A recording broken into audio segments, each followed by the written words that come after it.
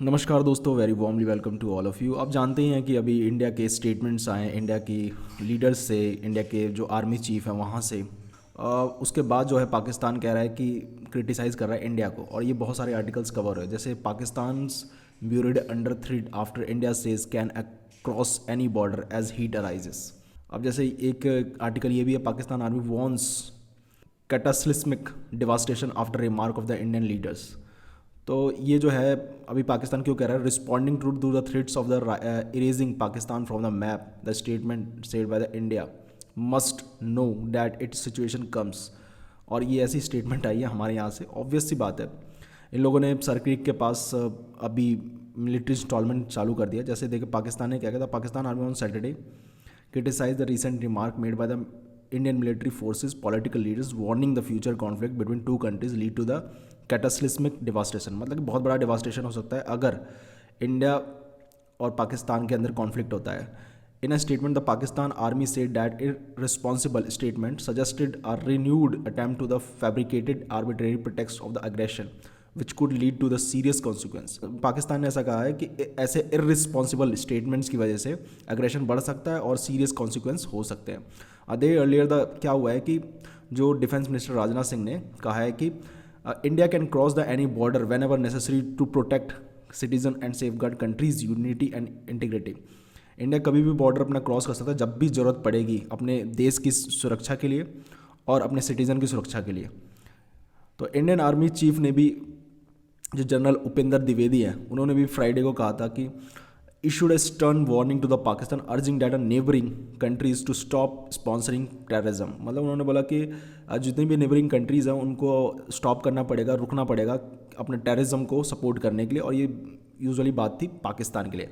If it want to retain it place on the world map, अपने आप को world map पे रखना चाहते हैं तो मतलब कुल मिलाकर इरेज कर देंगे पाकिस्तान को अगर ऐसी हरकतें बार बार करता है। He also said that the restraint shown by the New Delhi during the operation Sindoor would not be repeated in case of the future military conflict and called the Indian military to remain poised for action. मतलब इन्होंने कहा कि ये फिर से नहीं होने वाला जैसे ऑपरेशन सिंदूर में इंडियन आर्मी ने, इंडियन एयरफोर्स ने अपने आप को रोक के रखा था कॉन्फ्लिक्ट को बढ़ाने से।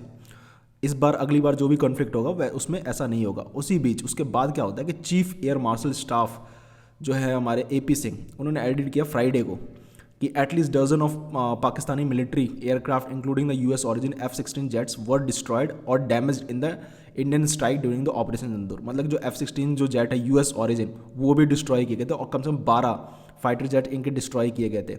In this statement, the Pakistan Army expressed the grave concern over and what it is called a delusion, proactive and जिंगोस्टिक statement. मतलब कहा है कि ये बेकार की स्टेटमेंट है और ये फालतू की स्टेटमेंट है, पाकिस्तानियों ने ऐसा कहा। और ये in case of highly proactive statement by the Indian defence minister it's army chief and we question that future conflict might lead to the catastrophic devastation.